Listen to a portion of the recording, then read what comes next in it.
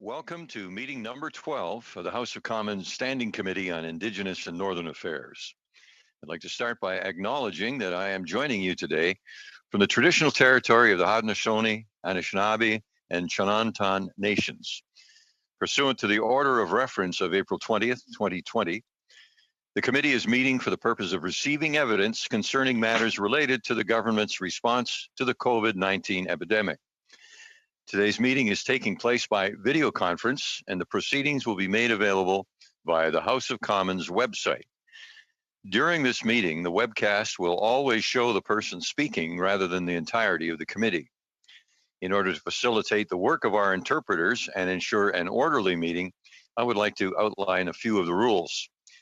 Interpretation in this video conference will work much like a regular committee meeting. You have the choice at the bottom of your screen of either floor, English, or French. In order to resolve the sound issues raised in recent virtual committee meetings and ensure clear audio transmission, we ask those who wish to speak during meetings to set your interpretation language as follows. If speaking in English, please ensure you are on the English channel. If speaking in French, please ensure you are on the French channel. As you are speaking, if you plan to alternate from one language to the other, you'll also need to switch the interpretation channel so it aligns with the language you are speaking. You may also want to allow for a short pause when switching languages. Before speaking, please wait until I recognize you by name. When you're ready to speak, you can either click on the microphone icon to activate your mic, or you can hold down the space bar while you are speaking. When you release the bar, your mic will mute itself just like a walkie-talkie. Reminder that all comments by members and witnesses should be addressed through the chair. Should members need to request the floor outside of their designated time for questions, they should activate their mic and state that they have a point of order. If a member wishes to intervene on a point of order that has been raised by another member, they should use the raise hand function. This will signal to the chair your interest to speak. In order to do so, you should click on Participants at the bottom of your screen to the left of the globe. And when that list pops up, you will see next to your name that you can click on Raise Hand. When speaking, please speak slowly and clearly. When you are not speaking, your mic should be on mute. Use of headsets is strongly encouraged. If you have earbuds with a microphone, please hold the microphone near your mouth when you are speaking to boost the sound quality for our interpreters. Should any technical challenges arise, for example, in relation to interpretation, or if you are accidentally disconnected, please advise the chair or clerk immediately, and the technical team will work to resolve them. Please note that we may need to suspend during these times as we need to ensure all members are able to participate fully. Before we get started, can everyone click on their screen top right-hand corner and ensure they are on gallery view. With this view, you should be able to see all the participants in a grid view. It will ensure that all video participants can see one another. During this meeting, we follow the same rules that usually apply to opening statements and the rounds for questioning of witnesses during our regular meetings. Each witness will have up to 5 minutes for an opening statement, followed by the usual rounds of questions from members. I'll be a little tough on the timing to ensure that we can go as far through our cycle of questioners as possible. So for both the witnesses about to speak, I'll hold you as close to 5 minutes as I can. And similarly for questioners, 6, 5, and 2.5 minute rounds. Okay, so now welcome to the witnesses in our first panel. From the Canadian Council for Aboriginal Business, Tabitha Bull is President and Chief Executive Officer. From the National Aboriginal Capital Corporations Association, Shannon Metatawabin, the Chief Executive Officer. And from the Northern Air Transport Association, Sebastian Michel, member of the Board of Directors. Mrs. Bull, please start now, and you have 5 minutes for your presentation. Ani, Tabitha Bull, Indigenous, Nipissing Dujnaba, Midjisi Dodem. Thank you, Mr. Chair, and to all the distinguished members of the committee. Speaking to you from my home office, I acknowledge the land as the traditional territory of many nations, including the Mississaugas of the Credit, the Anishinaabe, the Chippewa, the Haudenosaunee, and the Wendat people. My name is Tabitha Bull, and I'm the President and CEO of Canadian Council for Aboriginal Business, or CCAB. I'm honored to speak here on behalf of our association regarding the government's response to COVID-19. More than any other time in history, Indigenous issues need to be top of mind for the Government of Canada and the Canadian public. Since 1984, CCAB has been committed to the full participation of Indigenous people in the Canadian economy.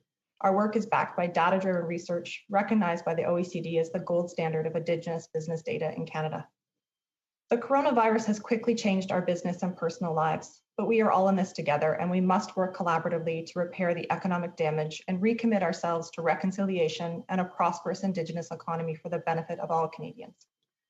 CCAB is working in collaboration with the federal government to make sure Indigenous businesses across the country have the resources and information they need to make it through the economic downturn from COVID-19.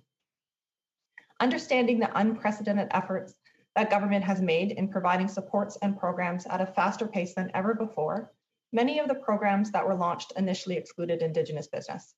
While the government has been responsive to our advocacy to close the gaps, the associated delay creates an increased negative impact that is unique to Indigenous business.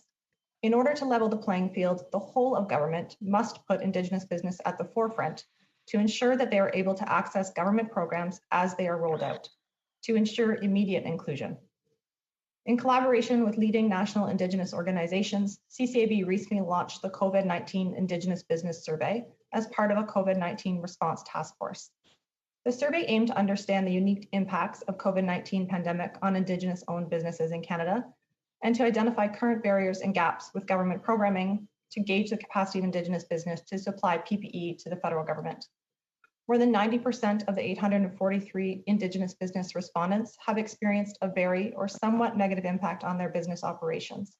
Almost 30% of Indigenous business respondents have reportedly shut down their offices and facilities, while almost 20% have closed their business entirely due to COVID-19. 44% of Indigenous business indicate that without support, they are likely to fail in 3 to 6 months, in addition to the 12% that have already or will close their business within a month. The loss of Indigenous businesses on this scale has a direct adverse impact on the Indigenous economy and in turn Indigenous communities, precisely why any delay must be avoided. I'd like to share with you some examples of the gaps in programming that the Government of Canada has announced to support business through this pandemic. First, the initial eligibility of CEBA allowed for only taxable income to be counted towards payroll eligibility. We appreciate that this eligibility criteria was changed quickly upon the issue being raised. However, this delayed the ability for many on-reserve Indigenous businesses to access the program. Second, Bill C-14 initially left many large Indigenous-owned businesses ineligible for the wage subsidy. CCAB and many of our members identified this potential gap in advance of Bill C-14. We appreciate that this was addressed on May 15th. However, this meant that some Indigenous-owned businesses were delayed in applying for the wage subsidy by 3 weeks. Another gap still exists in that the BCAP program cannot be utilized for the payment of dividends. This presents a barrier to many Indigenous economic development corporations who support vital social programming of their affiliated nations through the payment of dividends to them as a shareholder. The point again is that Indigenous business must be government's first thought, not an afterthought when devising programs to aid all Canadian business. Turning to the topic of government procurement, there are Indigenous businesses that can readily provide supplies or equipment to meet Canada's medical needs, or that have the capability to rapidly scale up or pivot production to provide PPE. CCAB and other organizations have provided lists of such Indigenous business to numerous federal departments through the course of this pandemic. However, not one of them has secured a procurement contract to date. Last year was CCAB's second year of our Supply Chain Aboriginal Procurement Initiative, a driving force behind the groundbreaking federal government mandate to set an Indigenous procurement target of at least 5%. The federal government and national Indigenous organizations can and should continue working together to connect Indigenous suppliers to procurement officers. Efforts to increase procurement opportunities for Indigenous businesses now and in the future will prove mutually beneficial for business and government and help Indigenous businesses stay afloat during the pandemic and expected recovery period. It's imperative that all federal departments put Indigenous business consideration first. Vast opportunities exist to support the Indigenous economic recovery, not only through procurement, but in future programs such as shovel-ready projects. We cannot allow COVID-19 to set us backwards on our collective path to close the gap. CCAB is committed to continuing to work in collaboration with the government, our members, and partners to help rebuild and strengthen the path towards a healthy and prosperous Canada. Thank you all for your time. Miigwech. Thank you very much. And now for the National Aboriginal Capital Corporations Association, Shannon Metatawabin, Chief Executive Officer. I hope I got your name correctly, Shannon, and please go ahead for 5 minutes. Hello, thank you. My name is Shannon Metatawabin. I am the Chief Executive Officer of the National Aboriginal Capital Corporations Association. I'm also a member of the Fort Albany First Nation of the Mushkegowuk Nation. I would like to thank you for the invitation to speak to you today regarding the impacts of COVID-19 on the Indigenous businesses in Canada. Before I start, I want to acknowledge that this call is being hosted on the unceded territory of the Algonquin people. The National Aboriginal Capital Corporations Association, commonly referred to as NACA, represents 59 capital corporations from coast to coast to coast. Our network of Aboriginal financial institutions provide developmental lending to First Nations, Inuit, and Métis businesses. NACA is also a program delivery partner of the Indigenous Services Canada. Our organization administers the delivery of the Aboriginal Business Financing Program on behalf of the Government of Canada. Aboriginal financial institutions are an incredible success story. For over 3 decades, our members have been on the front lines, working with our Indigenous businesses to ensure that they thrive and contribute to the growth of Canada's economy.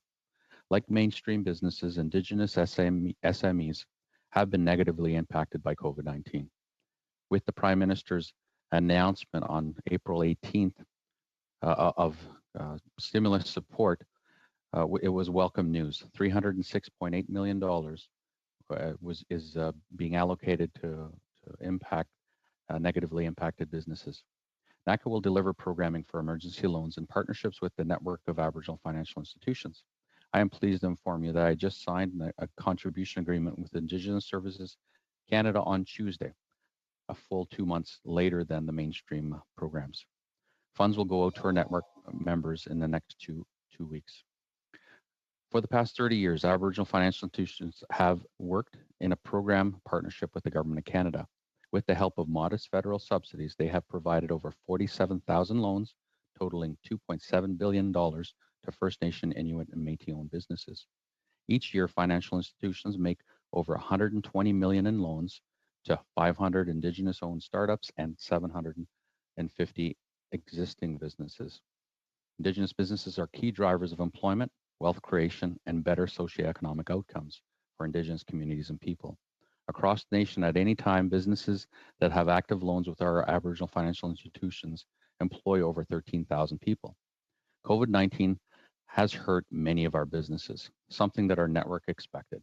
In mid-March, just as the potential impacts were coming into focus, over 95% of our members indicated that their existing clients would be negatively impacted. Shortly thereafter, various provincial and territories declared states of emergency, resulting in closures of many businesses. The impact on Indigenous communities has been even greater. All sectors have been touched by the response to COVID-19. In late April 2020, the Indigenous Business COVID-19 Response Task Force, of which NACA is a member, launched a survey. Of the over 900 Indigenous businesses that responded, 92% stated that the pandemic economic impact has been either very or somewhat negatively impacting their operations. The most significant impacts have been on tourism, accommodation, food services, hospitality, transportation services, and retail trade, all sectors with heavy concentrations of Indigenous businesses. We are also noticing various regional impacts, for example, fisheries in the Atlantic provinces and oil and gas in Alberta. As one of the members puts it, no sector will be immune from this event. This has been the case. With the concerns of our members in mind, we have some key recommendations for your committee. Number 1, improve the current emergency response program. Indigenous businesses have been waiting and hoping for support throughout this crisis. Recently, we can confirm that the support is coming. The same $40,000 that was announced for mainstream will be provided to our Indigenous business, which includes $30,000 loan and $10,000 non-repayable contribution. For Indigenous businesses, the program could be drastically improved if the non-repayable enabler were increased. After all, COVID-19 is only the latest in a whole series of barriers that Indigenous businesses have to overcome. Impediments thrown up by the Indian Act, remoteness, land tenure, and poor socioeconomic conditions on reserves are factors that non-Indigenous business owners do not have to contend with. A larger non-repayable allowance would acknowledge those additional barriers. Beyond this, COVID-19 response task force survey found that 40% of Indigenous business will be unable to take on new debt. They will generally need to make twice the effort in order to repay back a loan as compared to the average Canadian business. 46% of Indigenous businesses in the same survey indicated needing more than $40,000 to survive longer than 46 months. These findings reinforce the need for additional non-repayable capital and support for larger and community businesses, which was absent. Number 2, back to business strategy. Sorry, Mr. Matatawaban, we're right at time now. Can you hold on to those points, and then we can reprise through the question time. And so now from the Northern Air Transport Association, the member of the board of directors joining us is Sebastian Michel. Mr. Michel, please go ahead for 5 minutes.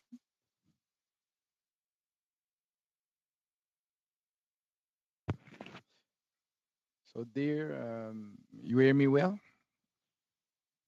Thank you. So dear Mr. Chairman and committee members, thank you for inviting the Northern Air Transport Association to this important committee. NATA was formed over 40 years ago to support the economic development of Northern Canada with safe and sustainable air transportation. Je me nomme Sébastien. I am Sébastien Michel. I am the Director of Flight Operations and Manager of Air Inuit Operations, member of NATA Board. Entity owned by the Macquarie Corporation, employing close to 800 people. We operate a various fleet of 30 aircraft over 4 types to provide essential services to the 14 communities of Nunavik and 1 in Nunavut. Furthermore, our network extends throughout the rest of Canada. In Nunavik and elsewhere, air travel is the means of transportation to and from isolated communities. Air Inuit is a lifeline. It is our mission to support the growing needs and enhance the lives of the people of Nunavik through a number of social, educational, and cultural programs. Through scholarships and affirmative actions, we promote our access to professional skills. We are especially proud of our Sparrow program, from which a notable graduate has become the first female Inuk captain. A commemorative stamp was put out in her honor in 2017. Je voudrais commencer cette séance d'information.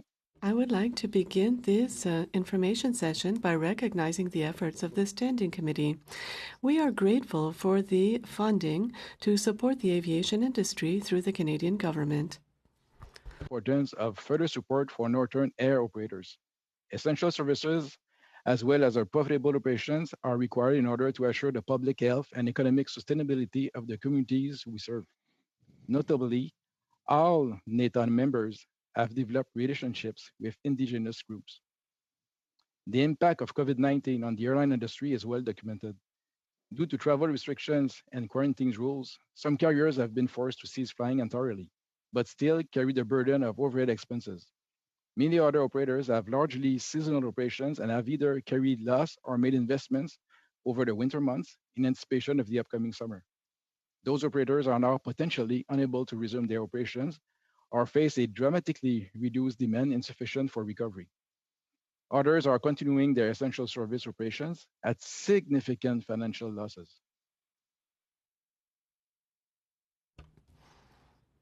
Given the reduction of activities, many companies have reduced their flight operations, but the need to maintain air crew and maintenance remains. It's impossible to pay for all the overhead with these types of reduced profit margins. Our members have a keen sense of their social responsibility, but it's not sustainable. For example, if Air Inuit was to slow service or even cease operations, the entire population of Nunavik would be isolated. As a private business, it is not our responsibility to fund at a huge loss essential air service to ensure the security and survival of all Canadians living in isolated northern communities. Accounts for over 40% of Canada's landmass. The majority of the communities do not have the infrastructure and resources that are taken for granted in southern Canadian cities. Many northern communities have no road access, and with only a handful of paved runways, northern air carriers provide a unique and essential component to Canada's travel network. Northern operators are often the only means of providing access to medical supplies and resources, food, and other essential supplies. The demand for these services alone is not viable. In many cases, the extra work from profitable operations help to sustain regular and essential services. These different operations both support and rely upon each other. Removing one will lead to the collapse of the whole. So in order to ensure adequate service, northern operators are compelled to operate flights that a profit-oriented air carrier would cancel. However, our cost reduction measures in the context of the services we offer are very, very limited and put significant pressure on the financial capacity of our members. NETA encourages the various governments to begin the careful restart of the economic initiatives, programs, and social activities that are vital to the sustainability and self-sufficiency of Canada's northern communities. NETA's air operators are lifelines for the Canadians who call the North their home and help to secure Canada's sovereignty across this largely inaccessible region. Dans cet esprit, nous demandons que l'industrie aérienne We would request that the northern airline industry receive quick and continuous support from government to overcome these unprecedented challenges. Thank you. We're at 5 minutes. Thank you very much. And once again, to all of our witnesses, if there are issues that you haven't covered and they don't come up through the questioning period, you can please submit your a written submission to the clerks, and that will be circulated among us. So we don't want to lose any information that you feel you wanted to share. So with that, we will go to our round of questioners. And the 6-minute round will be Mr. Vidal, Ms. Demoff, Madame Berube, and Madame Gazan. And Gary Vidal, go ahead, please, for 6 minutes. Thank you, Mr. Chairman. And I want to thank our witnesses for your willingness to come and participate in our committee this morning. Obviously, we appreciate your knowledge and experience and the things that you hear on the ground that you can share with us so that we can end up with a quality report that helps us structure the reaction to COVID-19. In the presentations, the first two presentations this morning, I heard a fair amount from our first two witnesses about the fact that Indigenous businesses were excluded from a number of the original programs that were announced by the government. And in fact, even once those adjustments were made, there's been large and long delays. I personally was involved pretty substantially in advocating for the inclusion of Indigenous limited partnerships in the SUS program, and I had the opportunity to advocate on, with the Minister of Finance and also with the Minister of Indigenous Services, and ultimately, the work that many of you did, and hopefully some of the work we did resulted in some success on that advocacy. But I guess what I would ask, and I'll start with Ms. Bull, can you just expand a little bit on the impact and the frustration that the original exclusion from CEBA, from SUS, from some of these things has caused, direct impacts on Indigenous businesses? There's been that original exclusion and now a long delay. And so there's been a long period of uncertainty and frustration that I'm hearing from businesses in Indigenous communities. Could you maybe just expand on the impacts that you're hearing from your people and on the ground in your communities? Yes, thank you. We definitely had similar conversations, lengthy conversations, and thank you also for your advocacy. And I don't believe that any of those exclusions were intentional. It seems to be that when things are raised that have excluded Indigenous business based on really a lot of items that are in the Indian Act, or because they're on reserve, or tax and non-tax issues, when they are raised, it's not that we think that it is intentional. However, it is something that we are really advocating needs to be considered initially. So for the Indigenous Economic Development Corporations, these are corporations that staff 800 to more employees, most of them, or a large majority of them, Indigenous employees, and they support their communities through vital support programming. Some of those economic development corporations had to lay off half of their staff, in waiting for the original regulations for CEWS to come out. And then with the additional delay, we're forced and very concerned about having to lay off more staff. So I was probably getting messages from our members and some of those members daily asking if the regulations were out yet on the wage subsidy so that they could apply.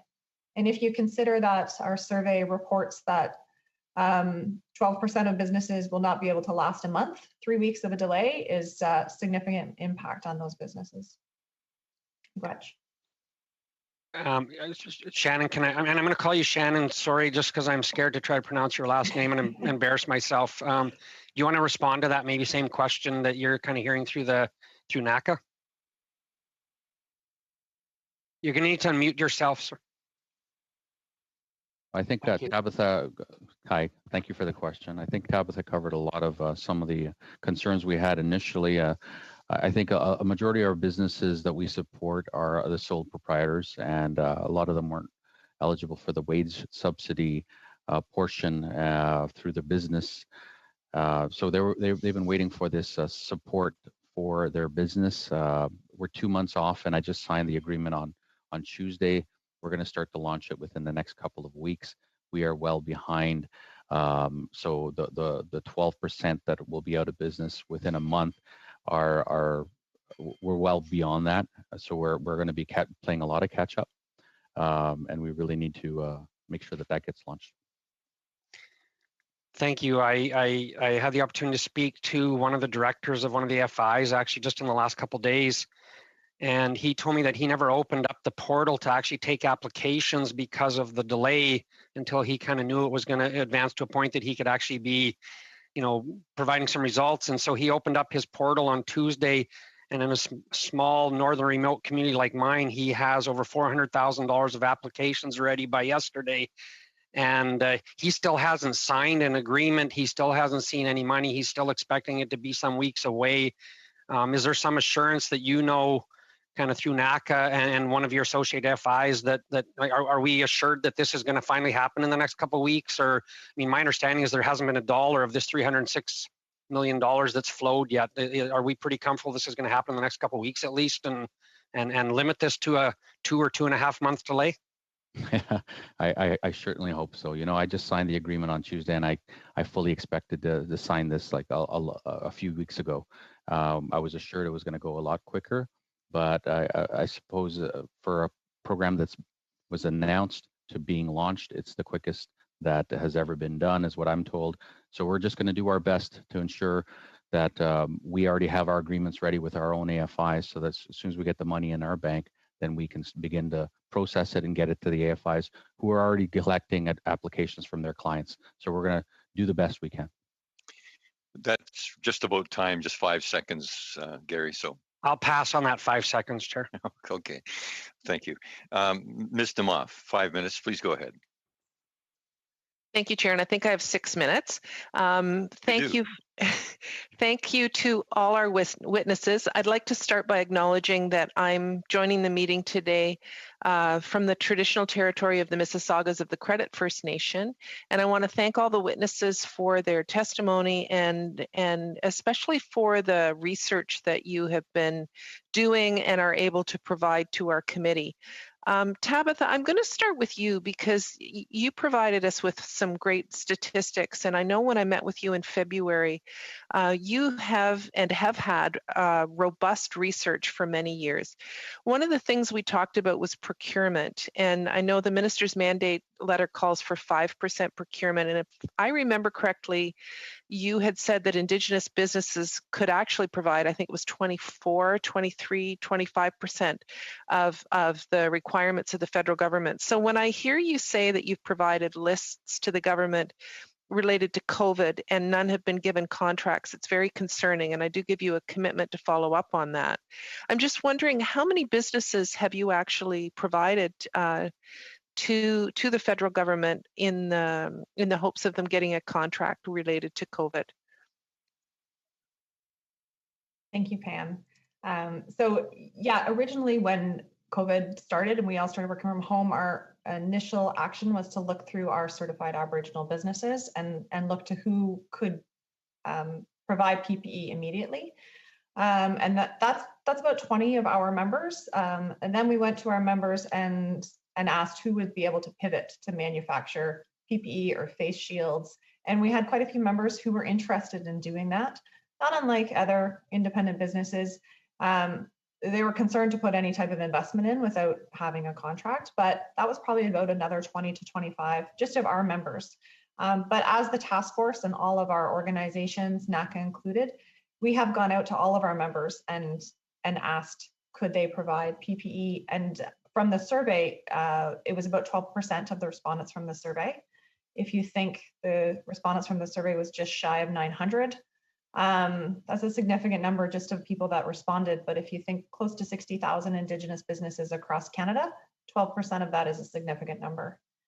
And we have been providing those lists to various departments and also working with some individual members to try to connect them. And but it's been definitely a frustrating process.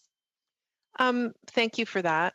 You've been appointed to the advisory committee, the COVID advisory committee for procurement. Do you think that will give you an opportunity I think it was a really good appointment, besides the fact that you're an incredibly accomplished woman who will provide terrific input. Having an Indigenous business voice on that committee is critical. So do you think that will be helpful in trying to advance some of the concerns and wishes of Indigenous businesses across the country? Yes, I was very pleased for CCAB and for Indigenous business to have Indigenous representation on that supply council. We've had 2 meetings to date, and I would say we already are making some progress. Some of the discussion around connecting buyers to sellers in corporate Canada, by us being there, we're able to make sure we're going to be able to connect those buyers to Indigenous business, both our members and other organizations' members.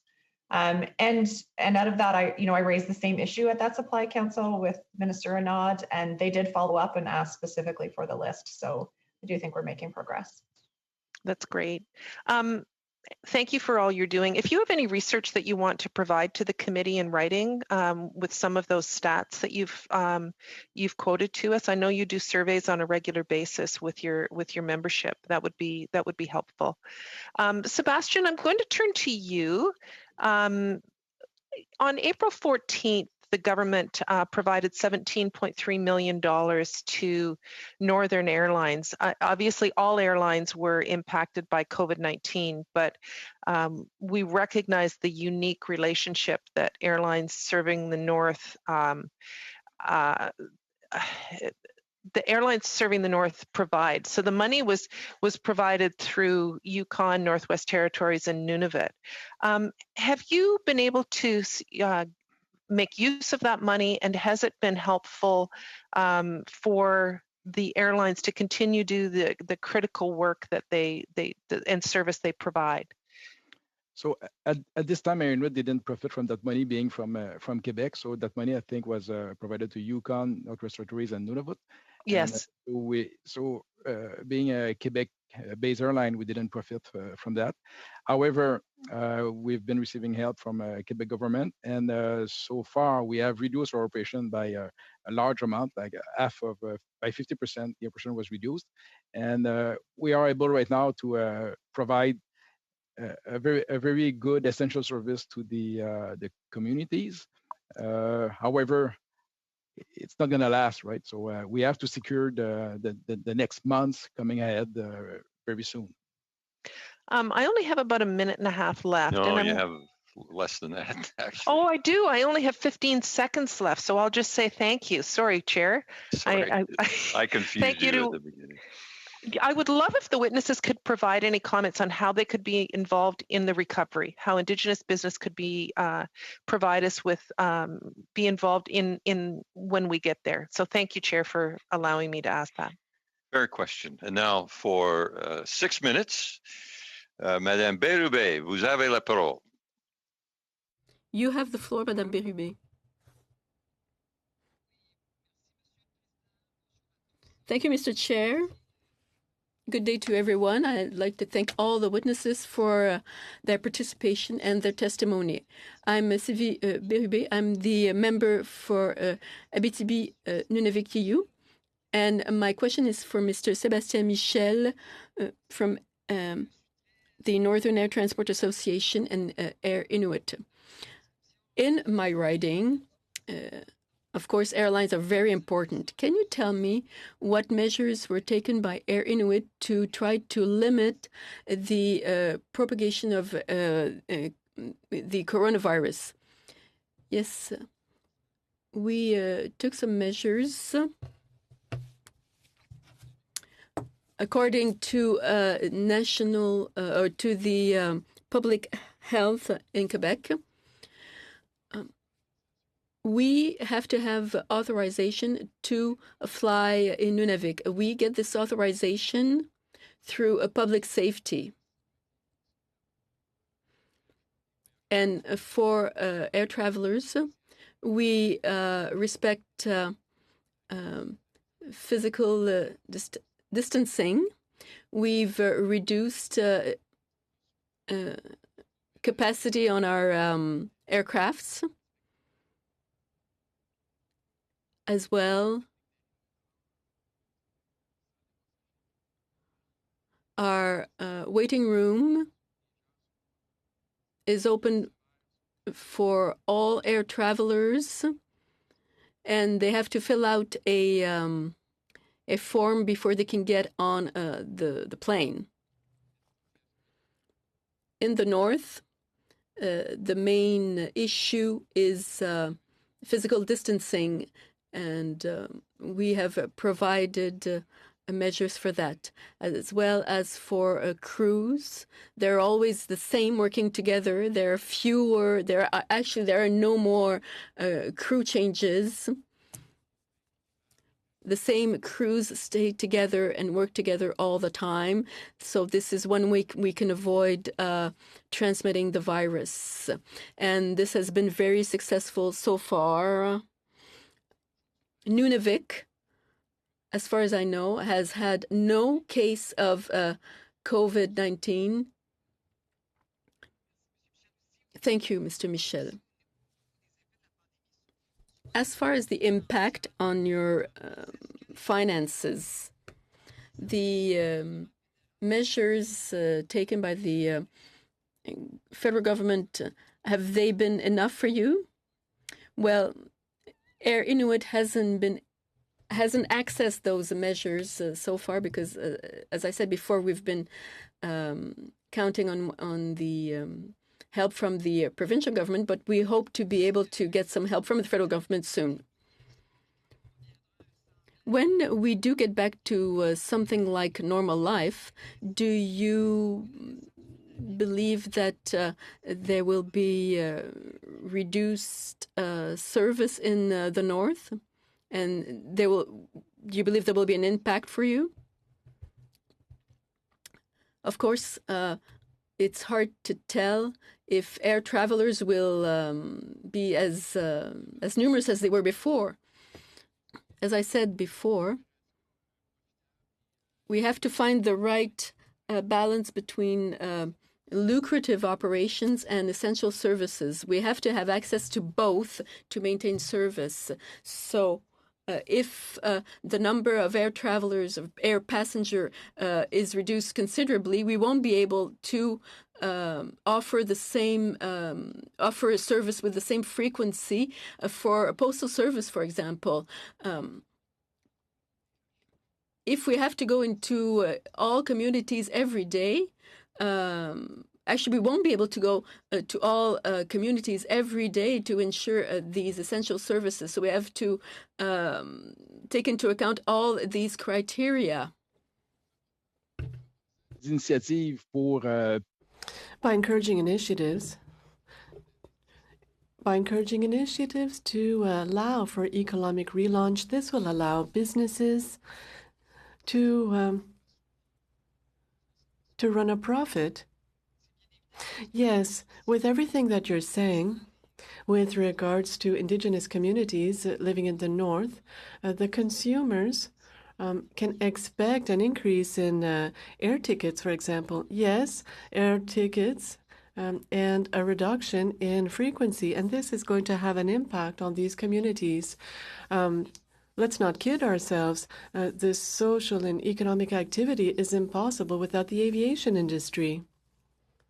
There are many northern communities that are completely isolated from the rest of the world, except perhaps they have a boat once a year, or maybe a snowmobile, but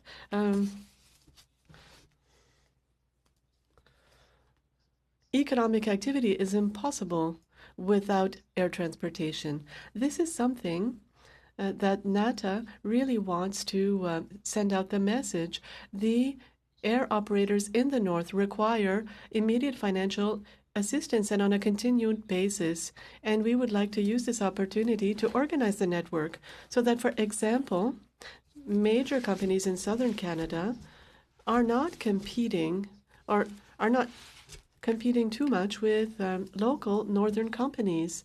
They are providing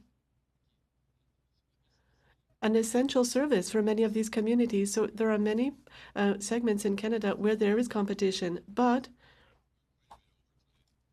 Mr. Michel, pardon me for interrupting. We'll go to our next questioner for 6 minutes from the NDP, Ms. Gazan. Please go ahead for 6 minutes. Thank you, Mr. Chair, and my respected colleague, Ms. Kakak, will be taking the second half. Fine. So my first question is actually for Shannon Metatabawabin. Is that right? Metatabawabin, yes. Metatabawabin. Okay, super. So we know that Section 89(1) of the Indian Acts prevents First Nations from using property on reserve as collateral. And we also know that access to equity and capital is a barrier for Indigenous businesses. And this is especially the case during COVID-19. Do you feel that the government has adequately responded to Indigenous businesses in being able to access equity and capital during this time of extreme financial insecurity? Well, I think the announcement that the Prime Minister made more than a month ago is a good start. We had wanted more flexibility, wanted the ability to provide more capital to some businesses, less to others, and not have this paintbrush of $40,000 applied throughout. But we are going to work with what we have. I think as a general function, the government is supposed to enable the market capital to be attracted. We lack capital for business, but we also lack capital for houses, for infrastructure. And I think it's really important that the government sort of recognize that we're sort of dealing with a major crisis like after the war, where we have to create tools to attract private sector capital to ensure that we can get back to business. And it's important for the government to work with us to develop these tools so that we can attract and build these partnerships that we've started to attract. Thank you very much. Another question for you. So Indigenous tourism, as you know, is the fastest growing industry within Canadian tourism, but it is the most vulnerable because it's the newest industry. And of course, we're currently in a pandemic. Out of the programs that have been rolled out so far, have these met the needs of Indigenous tourism? If not, could you explain some of the gaps for the committee? I think some of the biggest gaps are support for larger types of businesses. Indigenous people own large hotels, other services that are related to transportation, like you've heard, and they've been left out of any sort of support. $40,000 per business is not going to get you very far. It might take you to 4-6 months, but beyond that, we got to have a better plan. We just don't understand enough about how long this is going to last, but we are already starting to talk about what are we going to need to do, and what do we need in place in order to take this beyond the 6-month threshold. Okay, thank you. I think that brings me into my next question in regards to tourism. So some of the estimates show that Indigenous tourism expects to lose 48% of their business permanently across Canada. And this means about 900 of the 1,875 total Indigenous tourism businesses. Do you believe there should be a recovery plan for Indigenous tourism in order to keep these businesses jobs alive? And I just want to add, of course, we know in many Indigenous communities we have high rates of unemployment, sometimes as high as 95%. So knowing this in that context, I want to hear your thoughts about that. Well, I think the tourism industry has come to a standstill. A lot of businesses have already closed down. They are really one of the major areas and industries that we have seen that this has been a negative impact. NACA has supported 47,000 loans, and a majority of those are those businesses that you referred to. So our members and our businesses are going to be severely impacted. It's important that we work together to ensure that we save them and then grow them after we're done.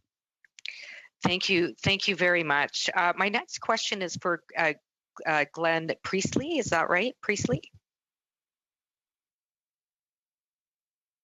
For who? Oh, sorry. The Northern Air Transport Association. Sorry. Michelle. Michelle. Sorry. Yes. The push from the NDP, with the push from the NDP, the government agreed to increase the amount of the wage subsidy to 75%. And the wage subsidy is only available to businesses for up to 24 weeks and set to expire soon. I know that your organization recently wrote a letter to the Prime Minister calling for an extension of this program. Can you explain how extending the wage subsidy would help the Northern Air Transport industry? And sorry about your name, sorry. So like I was mentioning, the objective is to be able to secure the next weeks and months coming ahead of us to stabilize as much as possible the operations of the Northern operators. Like I was stating, many of the operators have significant expenses throughout the winter, or did invest throughout the winter, and have huge overheads right now that they cannot extensively reduce the costs, and so that's why the program is important to be carried over.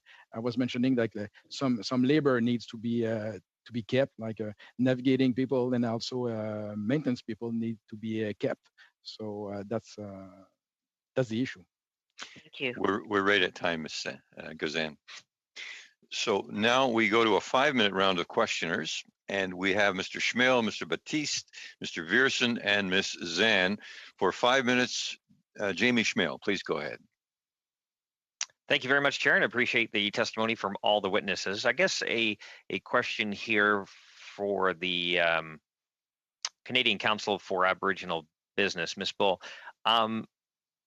Can you tell us, I guess, in your feedback, as we get through this pandemic and as businesses slowly start to open, how long do you feel it will take for businesses like restaurants and that kind of thing to fully get to the point where they are able to cover their expenses and kind of be able to survive, so to speak? I think that's the question everybody might be asking. Definitely dependent on what province you're in as well. But here in Toronto, we've actually seen an Indigenous business restaurant, Niche Dish, which was a very highly popular Indigenous restaurant that's recently had to close down.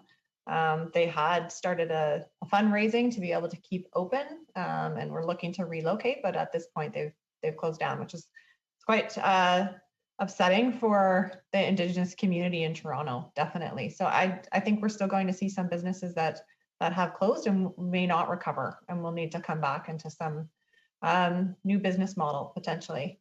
I think a lot of the concern too is going to be just our individual fear about getting back to socializing together in a small area across the country. So, the discussion around tourism, Indigenous tourism, restaurants are part of that as well. And it's difficult to go through the traditional financial institutions when you're in a business such as that and your risk rating is still high, because the risk assessment that they're doing to provide funding is no different than what they've done in the past. And if you're in a sector like tourism or restaurant, you're going to be a high risk rating and at a less chance of you being able to access traditional funding, which is why the funding through AFIs and specific funding to those sectors that are at risk is very important.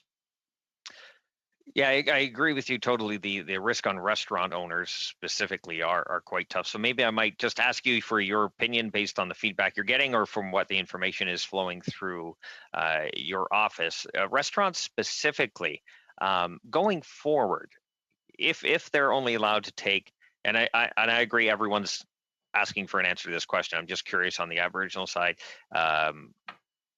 If restaurants are only able to potentially take 50% capacity, that doesn't change the fact that their food costs are the same or going up.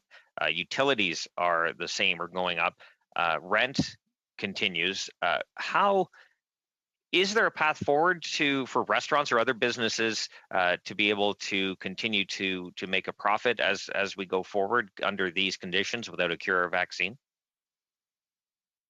We don't have that specific information from our members. I think we're definitely seeing that it's going to take some type of ability to pivot to a new type of restaurant delivery service, or potentially there's a new restaurant in Sudbury that had just opened, actually, Indigenous cuisine, and they've now moved to a restaurant truck in their community and delivering to their community. I think without some type of injection, it's very difficult to see how those businesses are going to survive. So, Ms. Bull, if I could quickly just pivot for a second. On an article on May 1st, you mentioned that one of the biggest hurdles to Indigenous business recovery stems from the outdated Indian Act, which prevents Indigenous entrepreneurs from owning the lands their business sits on. It makes it difficult for them to raise the collateral needed to qualify for loans from traditional lending institutions. Can you elaborate more specifically, and does your elaborate more on that, but also does your organization have a roadmap on how to deconstruct the Indian Act? No, I wouldn't say we have a roadmap. So just to elaborate more and this is something that Shannon was speaking to as well. It is very difficult for Indigenous businesses that are on reserve to access funding, and that's why the funding that comes through AFIs is so important. A number of the larger major banks have also been able to work in new term sheets and to be able to look at that risk and assess the businesses on their merits without the collateral of owning the land that they sit on. But that has been one of the largest barriers for Indigenous business across this country for many, many years. And that's partially why they don't normally access traditional financial institutions, because risk rating is so high without being able to use the land as collateral. And that's why us, NACA, together with CANDU and AFOA at the outset of the pandemic, sent a joint letter asking for additional stimulus financing throughout. We're at time there. Thanks, Ms. Bull.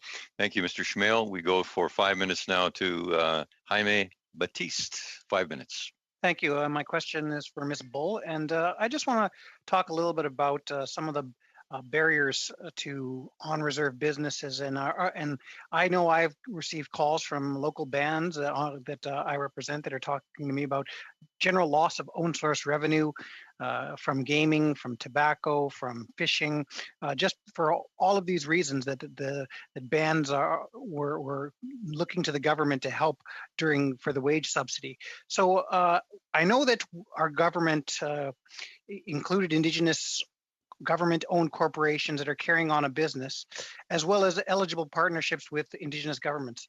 Have you seen the impact of this policy shift on the ground yet? Yeah, we've definitely heard from members that have now been able to apply for the wage subsidy and are quite pleased to be able to do so. We actually got an email recently from a member who, because of those changes, is able to hire their staff back and are quite happy to do that. It was a significant impact on a number of the large economic development corporations, and the wage subsidy has made a big difference.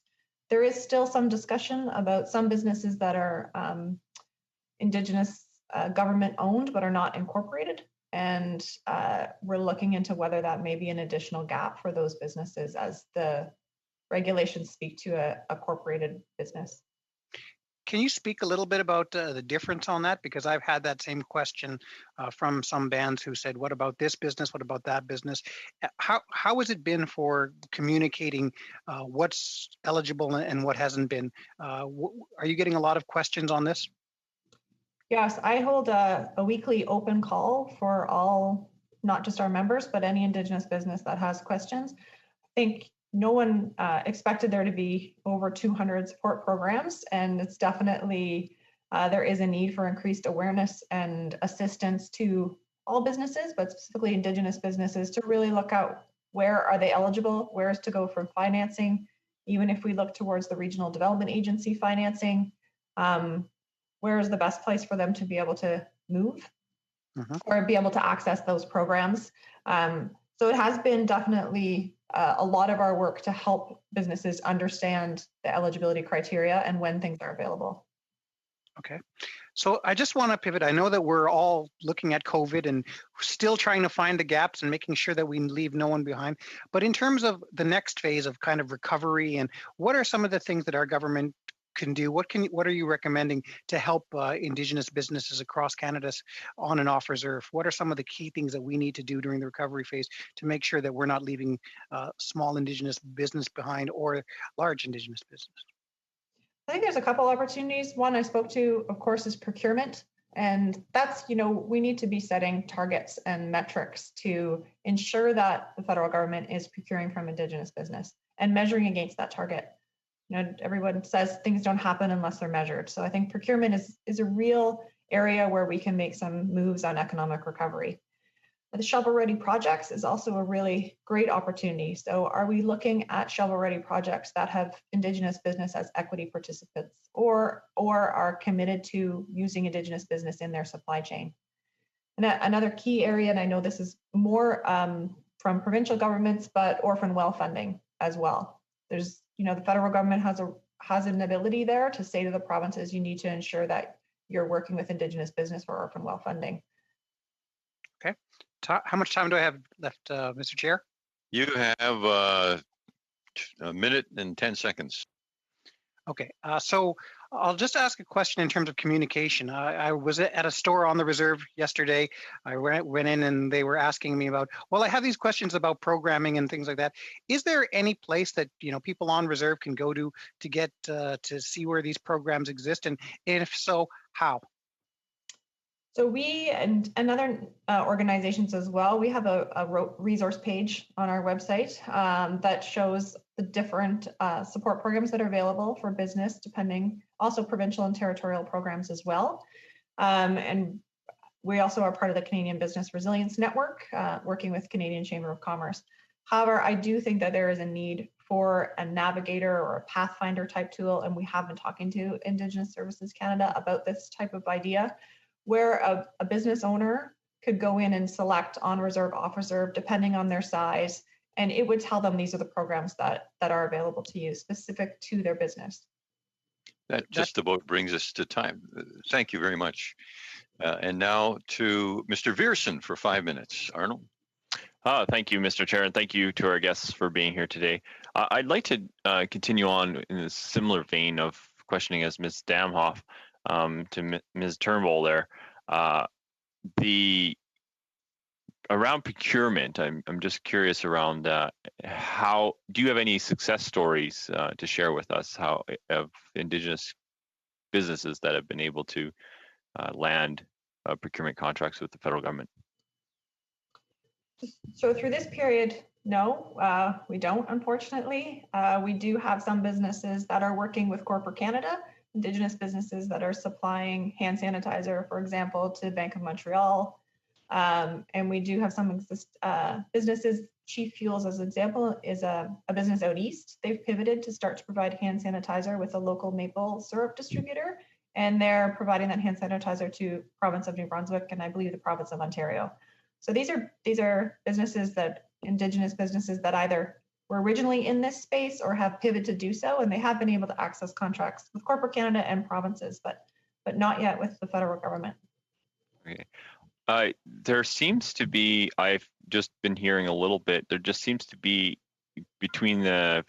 on the federal government side, some sort of approvals process to even bid on some of these potential projects. And that seems to be an onerous process. Have you heard anything to that regards as well? Initially, the biggest thing, and I think this existed for a lot of businesses, was just the standards that were continuing to change on the masks and on the different types of PPE, and for businesses having to try to keep up with that standard. But then, yes, to go through to get the MDEL number, that's another process, and I know that the procurement teams are moving quicker on getting those approvals out there. But we did have some businesses who immediately wanted to provide to buy and sell, put their information into buy and sell, and then subsequent to that, there was a requirement for these registration numbers, and that wasn't necessarily communicated to all the businesses well. Yeah, that's what I've been getting, is that they said, like, hey, we already went through the process. We're an approved approved vendor for the federal government, and now we seem to have to do it again through a different process. Yeah, so there seems to be another requirement to get a new registration number that not all businesses were aware of, and we have had some businesses that have brought that to our attention, and we've brought that to PSPC's attention. Okay, so none of your members have landed a contract with the federal government at this point? That's correct. Okay, very good. Moving on to Mr. McCall for the Air Transport Association. How has the changes to the carbon tax, has that affected your members at all? April 1st, there was an increase in the carbon tax. Yes, I don't have numbers to give you exactly on the carbon tax at this time. For sure, this is something that is in the scope for all our operators. But at this time, the impact immediately, I don't have any numbers to give you regarding the carbon tax. Okay. So that's not something that your members are raising with you at this point. Not at this point. No. Okay, because they're not flying anybody, so they're not burning fuel. That's what you tell me. All right. Any other like maybe like tangentially to COVID that they're bringing up? I know that I was having a chat with some the other day, and there's something about a navigational tool that they're changing, and there's something different between the United States and Canada, and there's a decision that they're waiting for on that. Is that continuing to be something that your association is bringing up as well?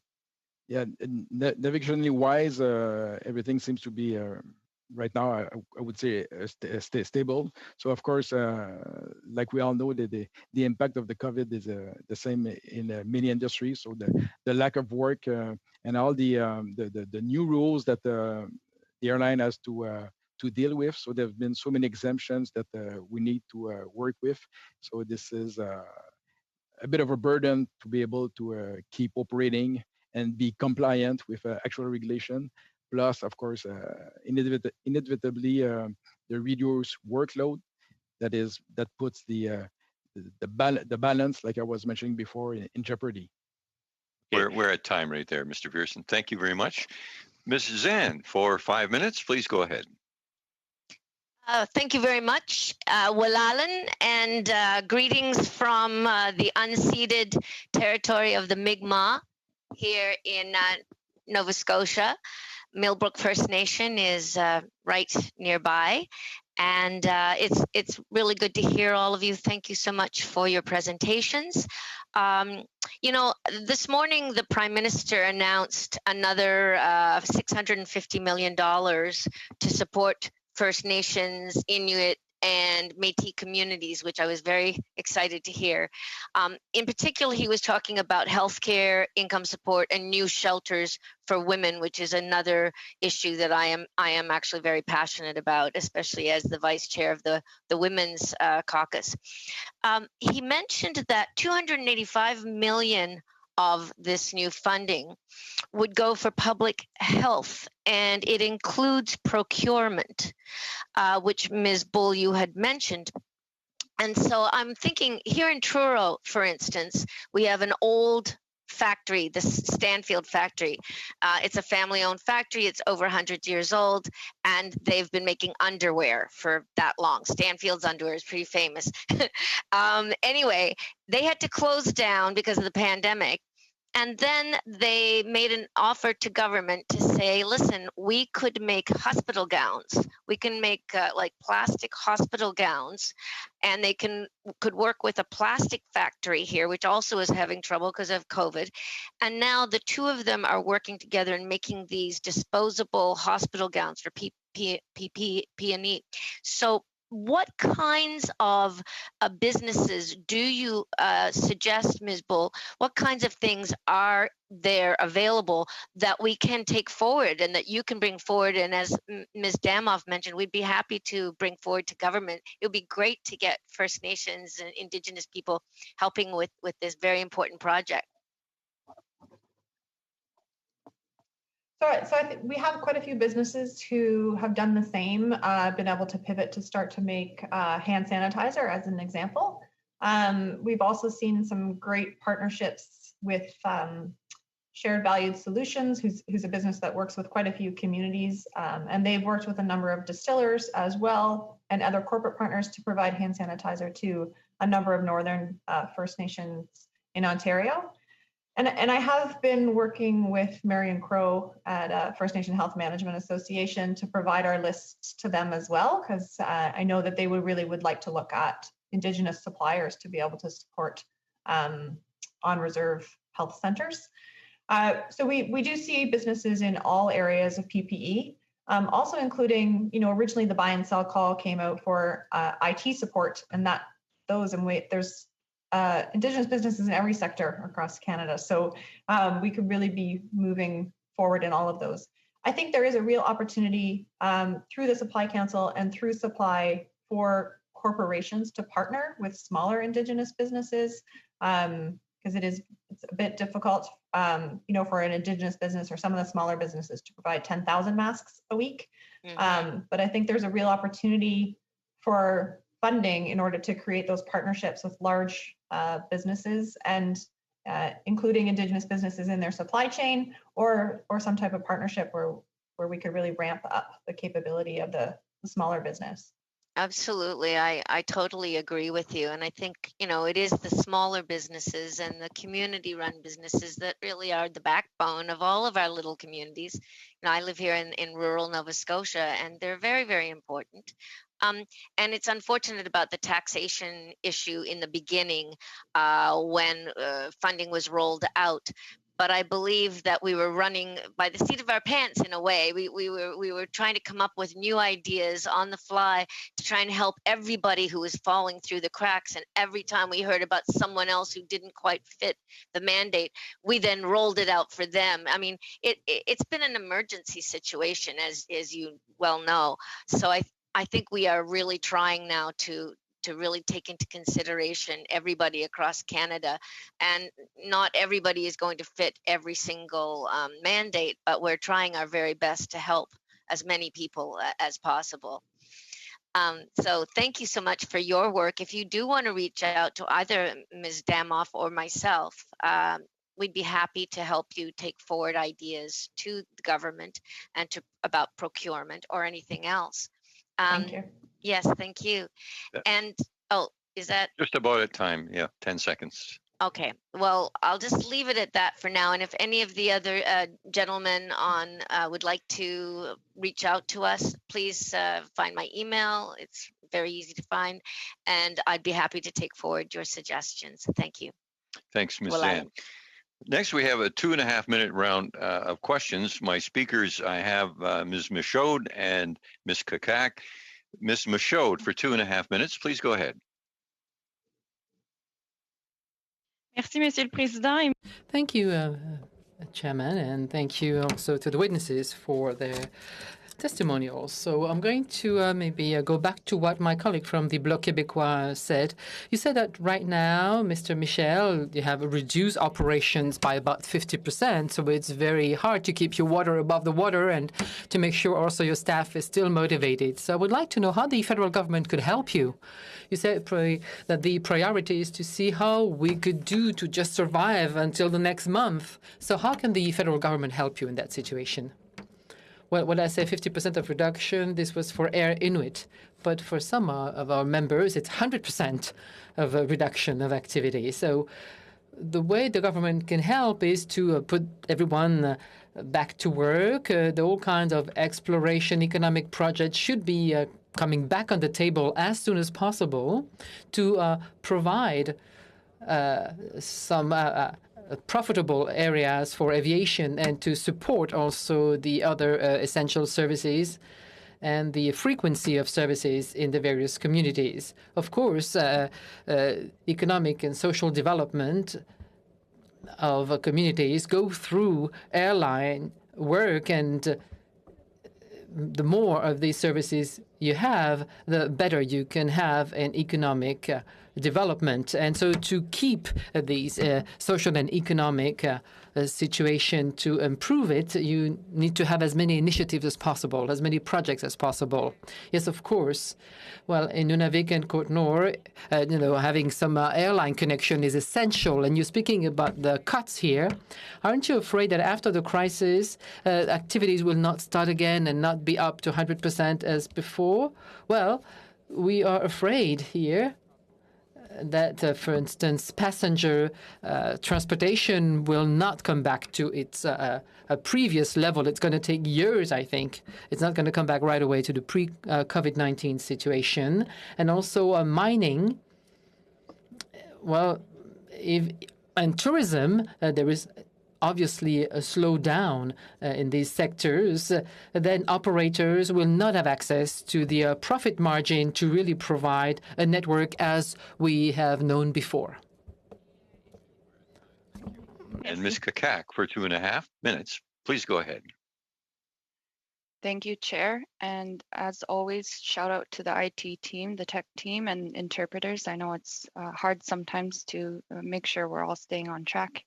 Thank you to the witnesses for being here and sharing your valuable knowledge. I'm going to ask that responses are kept to about a minute just because I have that time limit. So my first question, one area I've had to focus on the most during COVID has been around air services to Nunavut. The airlines that serve us are our highways and our ambulances and so much more. My question is for Mr. Michel. Can you talk about why, unlike air carriers in the South, is it impossible for our air carriers to reduce their schedule when they're transporting things like fresh food and sometimes even COVID-19 tests?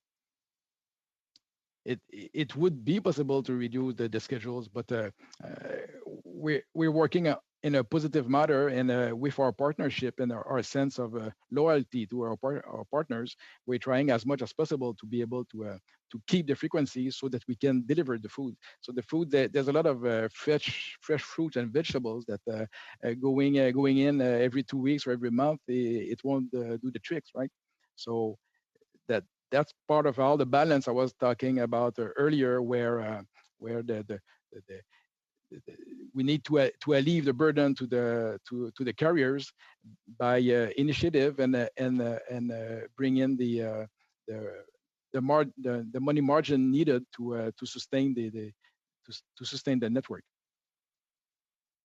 Thank you, Mr. Michel. My next question is for Ms. Bull.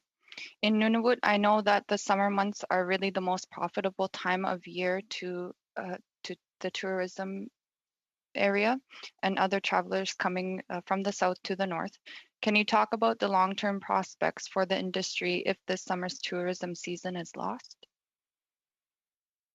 Yeah, I think we're going to lose significant businesses, and as was said, this is a new opportunity in tourism for Indigenous businesses in a real growth area. So I do believe that we need to find some type of stimulus to inject into those businesses to ensure that they can survive. We want to make sure that we're not going backwards due to COVID, and Indigenous businesses have made great strides, including tourism, and we need to make sure that they can continue. And without some type of stimulus, I don't know that they will. Thank you very much. We go to a 5-minute round now with, first of all, Mr. Zimmer, then Mr. Van Couverden, then Mr. Vidal, and followed by Mr. Fergus. Bob Zimmer, please go ahead for 5 minutes. Thank you, Mr. Chair. And just to clarify, I guess, from the Northern Air Transport Association, is Mr. Priestley on today, or is he not available? I saw his name on the original. Yeah, he's not on today. Okay, well then I will ask my questions of you. So I have before me a letter that was written to me by Mr. Priestley, and it's about the requests that are made by your association. And I'll just read them out. I just wanted to ask you to respond because this letter was written some time ago, and it was in reference to COVID and the struggle that your industry is going to have. The following needs to be initiated immediately. There should be a suspension of employer payroll deductions, including CPP, EI, and WCB for 90 days, and the government should speed up the administration of EI benefits. That's the first ask. Number two, all federal excise and carbon taxes on jet fuel should temporarily be suspended. That's number two. Number three, the federal government should subsidize a loan repayment holiday and a subsidy for air operators for the next 90 days so that interest payments on outstanding loans can continue to be made. So, Mr. Michel, I would just ask you to respond to each one of those three if those changes indeed came. The request was made again some time ago, and just wanted to know your response. Thank you. So if we go back to the I don't think there've been any alleviation on the excise fuel tax, for an example. So that was an example of how to alleviate the cost for airlines and to do it in a way that it will be fair for all the industry. So excise tax, and I could even add also the some of the fees that aviation has to encounter, such as NAV Canada fees or airport fees. So if you're operating, of course, you have fuel and fees. So this could be a way to alleviate some of the financial burden. The first part of the letter, if you can remind me, it was the regarding there should also be a suspension of employer payroll deductions, including CPP, EI, and WCB for 90 days. And this, to me, the request was a good request. We had seen the same request come from small businesses in my riding.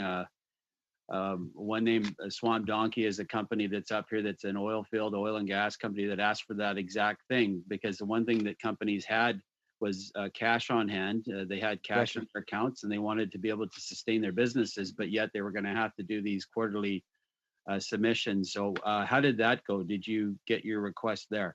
No, we didn't get our request there, but I'm not sure about all the province or territories, but mainly not. And of course, like you mentioned, like any other industry, right now one of the challenge is the cash flow. So the cash flow with the payroll and some of the infrastructure that need to be kept and the overhead that need to be paid. It's all a question about cash flow. Right. And my colleague, Mr. Viersen, asked you about the carbon tax and the alleviation there. I guess because to me, the impact, I don't know if you have a number for that. What is the impact to your industry just yearly, even of the current numbers with the carbon tax? Yeah, unfortunately, I'm not familiar enough with the carbon tax and the application of the carbon tax at this time, so I cannot provide you off my head decent numbers. So I prefer not to come up with anything that would be inaccurate. Sure. Okay, I'll just ask my next question. Again, my role as the Shadow Minister for Northern Affairs and Northern Economic Development. So a question for Canadian Council for Aboriginal Business. A big concern, I'm sure, and you've spoken about it already. I've asked many questions, and it's sounding like a gong in a way. Is the access to PPE and testing? We're seeing a lack of PPE and testing ability across Canada, but it's especially impacting our northern communities. Have you seen a response to that lack of PPE? Because again, in order to reopen businesses, we need to have access to that PPE. Do you currently have enough PPE available to reopen businesses in the north? Just a few seconds. Go ahead, please. So that is a great question. We actually haven't surveyed our members to ask that question of them. I think we're really, a lot of our members that can supply PPE would be focusing on getting PPE to the communities, and I think this recent announcement of today will help that. But we haven't specifically asked our businesses about reopening. Thank you very much. Mr. Vancouverden for 5 minutes. Please go ahead.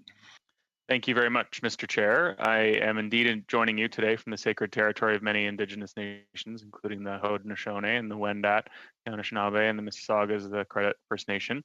I thank all the witnesses today for your being here with us today and providing the insight and perspectives that you bring from your communities, your industries, your business organizations. My first question is for Ms. Tabitha Bull. My dad was manager of Aboriginal tourism and trade development for the Aboriginal Business Canada organization in 1997. So I called him this morning and we chatted a little bit on the nature of his work almost 25 years ago. And then I read your article in thefutureeconomy.ca and reflected on how Indigenous business has changed and modernized over the intervening 25-year period, and chatted with my dad about the types of things that he used to work on and the grants that he was approving back then. I was 15 at the time and didn't take such a keen interest. And I think he was excited to reminisce a little bit, but I thought I'd ask you about how the government can be a better partner in ensuring that Indigenous businesses are connected and have access to the best technologies, and can participate in that global market that the internet and connectivity provides when everybody is connected. Thank you. Yeah, I think one thing that you probably would have read is that broadband infrastructure is definitely still one of the most significant barriers for Indigenous business. And during this time in COVID, when we are back working from home, and Indigenous businesses and purchasers are e-commerce, that has definitely had an increased impact on Indigenous business. So I think there is really a need to help Indigenous business, specifically in rural and regional areas, to pivot and to ensure that they have the infrastructure to be able to participate in the economy. We do see a real increase in innovative IT Indigenous businesses, and I know some of them are looking to supply to the federal government with respect to status card renewal. There's an Indigenous business who's developed a platform to develop that. So I think there is a real opportunity, but like any other organization or support, we need to ensure that there's some type of focus on ensuring that we're giving the same opportunity to those Indigenous businesses, and sometimes a little bit of a hand up as well. Thank you very much. Can I jump in there? Yes, please, Mr. Metatowaban. Thank you. Thank you very much. I used to work with your dad actually 25 years ago at the Aboriginal Business Canada office. Cool. And the National Aboriginal Capital Corporation actually delivers that program right now today, so it still exists. And I think what's interesting for the committee to know is that in a value of government support for developmental lending, it's been reduced by 70% since that time. So we're operating with a lot less when our population is growing at a lot faster rate than Canadian rate. And we really need to return to historical funding levels to ensure that developmental lending and a recovery from this pandemic is going to be real, because we talked about the restaurant that needs to repay a $30,000 loan within a year. They might not be in a position to repay that loan. So we really got to make sure that we are positioning and not setting up our businesses for failure, or just extending the failure that's going to happen. We really need supports for them to ensure survival and growth. Thank you, Mr. Tawab, and I'll tell Joe you say hi, and I appreciate the intervention. My final few seconds can be asked to Monsieur Michel. I've talked to many Indigenous leaders, certainly with the Guardians organization, that are in Northern Labrador and Nunavik, who are committed to the environment. And since Quebec doesn't have a carbon tax, despite being asked a number of times about carbon tax, can you talk to this group about what your commitment is to environmentalism and returning to a greener economy in an industry that's definitely going to struggle a little bit with some of those regulations? Yes, absolutely. But of course, if I can go on the carbon tax, like you said, in Quebec, it's not applicable right now at this time. However, like taxes, like the carbon tax, those are costs that are brought back to customers. So of course, it's gonna be impacting the customers, and therefore impacting other industries for sure. And for the green side of the ecology side of it. It's perennial that we're always trying to have a more efficient operation using more efficient aircraft, more efficient engines. Ourselves, we've been through modernizing part of our cargo fleet to a newer aircraft in a way to reduce our carbon prints. So those are amongst initiatives that are done by our company and other members of the NITA. So thank you very much for being a participant in the return to a greener economy. Thanks, Adam. And we go to Mr. Vidal now. 5 minutes. Gary, please go ahead. Mr. Chair, I think I'm gonna cede to Mr. Schmale for a minute here. Okay, thank you, Chair. I just have maybe a point of clarification from you, a ruling from you. I, as you know, have a notice of motion tabled, and I'm happy to wait until the end of the meeting rather than do it right now and interrupt the testimony from our witnesses. So, with your permission, Chair, I'm happy to not do that now and maybe save 5 minutes before the end of the meeting and do that then. It looks to me like we should have a little bit of space there, so that's well accepted. And Mr. Vidal, you can carry on for another 4 minutes. Thank you, Mr. Chair. Mr. Metabo, I knew I was going to say it, Shannon. Sorry, I practiced and I still didn't get it right. I apologize. Couple quick questions for you first, and then I want to give you a little bit of time to talk on something else. But in the context of the $306.8 million that was rolled out, I'm just curious if your organization was consulted prior to that announcement, if you were involved in kind of the rollout of that at all. Well, yeah, we've been engaging with Indigenous Services Canada since the very beginning. I think we met with them first time was on the 17th, talking about how are we going to respond to this impact that we know that it's going to be coming. So we've been engaging them all along. It didn't land the way that we had hoped, but I think it's still something that we can work with. And we're going to get it out to as many Indigenous businesses as we can, because there is a certain percentage that went with the general measures because they couldn't wait the 2 months. But I'll be happy to report on how we're delivering in, let's say, a month. Thank you. In the context of any kind of post-pandemic recovery, and as we start to hear, a number of provinces reopening the economy, I know in my riding, a number of kind of First Nations and Indigenous communities have, what they call lockdowns, or they have, very limited kind of travel and movement around in the communities. I'm just curious if you have been consulted at all in the kind of post-pandemic planning and the impact on Indigenous businesses as we start to see our economies amp back up again. Well, yeah, I think we've started to talk about that because we identify that this is an emergency response that we just went through, but we have to now collect the data. Like, we've been involved with the task force to collect data. We're probably going to have another survey done to ensure that we are understanding what's going on, how long it's going to take to rebound, and then what we need in place to ensure that we're responding in a meaningful way to ensure that we're going to grow Indigenous businesses once again. Ms. Bull, can I throw that same question at you in the context of the post-pandemic planning and kind of what, if you've been actively engaged and involved, if your voice is getting heard in kind of some of the planning and how it affects businesses that you represent? Yeah, so as Shannon said, the task force is working together, national business organizations, to understand what our businesses will be needing in order to recover. I am also involved in an Indigenous economic response recovery group for the province of Ontario as well, for us to look at how we can ensure Indigenous businesses in Ontario can continue. And through the Supply Council, I think there's a real opportunity there for us to be part of recovery. Thank you. Shannon, I have about a minute and a half or almost 2 minutes left, and you kind of got cut off in your presentation. You had a couple more recommendations you had to make. So I'm going to give you about a minute and a half to see if you can hit those things that you didn't get a chance to talk about in your opening comments, if you would like to take that time to try to do that. I really appreciate that. What I wanted to cover is we got to recognize that Indigenous people face unbelievable amounts of barriers, and if we're talking about back to business strategy, when we flatten the curve and the economic downturn will plateau, and we're talking about rebound, we don't want to take longer than the Canadian economy to rebound. We want to get ahead of this. So this recovery planning that we're talking about now is very important.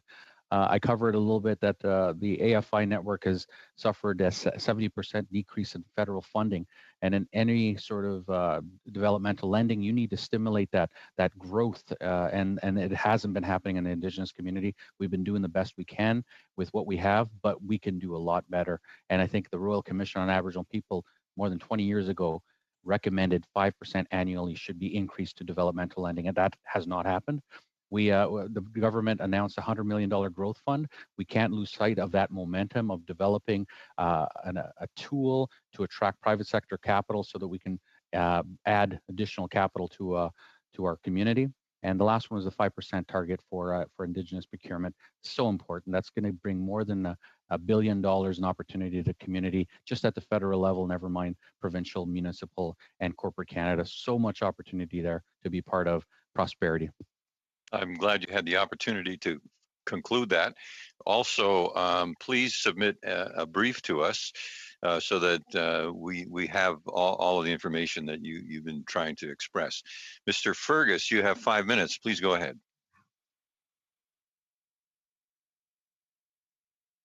Greg Fergus, you're on mute. Je m'excuse. Oh, excuse me.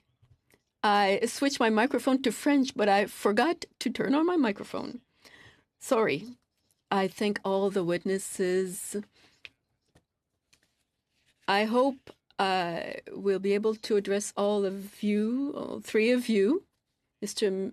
Metatawabin, Ms. Bull, and Mr. Michel. I'll start with you, Ms. Bull, because my colleague, Mr. Van Coverden, told me that I should listen to your interview, and I found it very interesting, especially when you talked about the importance we should give to the Aboriginal community in procurement. 5%, for example, from our government would be a minimum. And we saw in the mandate letter for the public service minister.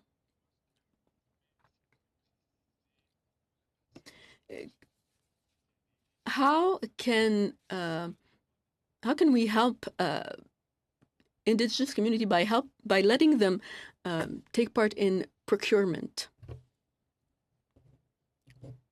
Ms. Bull? Thank you. So we were quite pleased to see that announcement as well of the 5% procurement. We've had a procurement marketplace structure at CCAB for 2 years now, which is used by corporate Canada, and we have seen that very successful. The biggest thing there is that corporations are setting targets and they're measuring against those targets. And some large corporations have Suncor as an example. I know we talk about this one often, but they've set a target for 5% of all of their spend from Indigenous business, and they have more than reached that target. There's a number of other businesses as well that have also done the same. I think what we need to do for federal government is to do the same, to set a metric for all ministries to be able to ensure that they're meeting that. Je m'excuse, il n'y a pas de traduction. Sorry. I think there's a question. Alors, Monsieur le Président, comment est-ce qu'on va commencer les... Mr. Chair, are we going to do this? Is Ms. Bull able to give me her answer again, since there was no interpretation? And it was the fault of the interpreter. I apologize. Well, go ahead. There's still time left. Go ahead. Okay, thank you. So on the 5% procurement, we were very pleased to see that. As Pam mentioned, we did a research study together with the federal government looking at the potential of Indigenous businesses in Canada to meet the federal procurement.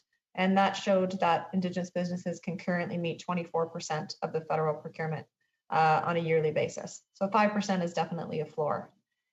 I think, as we said, we need to really make sure that there are metrics across government and across ministries to ensure that they're purchasing from Indigenous business, and there needs to be some evaluation held against that. We do see this very successful in corporate Canada. We have over 80 large corporations in Canada that have made a commitment to buy from Indigenous business, and they've been successful in doing so. So I think one of the key things is a metric. We're also working with our other national organizations and through the National Indigenous Economic Development Board, and together with NACA and CANDU, to work together to see how we can support the government to ensuring that the businesses are certified, so that there is a real test to the ownership of those businesses as Indigenous businesses, and then to ensure that we're able to have a list held by an independent Indigenous organization, and similar to something that happens in Australia called Supply Nation. You have a minute left. Merci beaucoup. Thank you. Thank you, Ms. Bull. One more question. With your experience in the private sector, we don't have,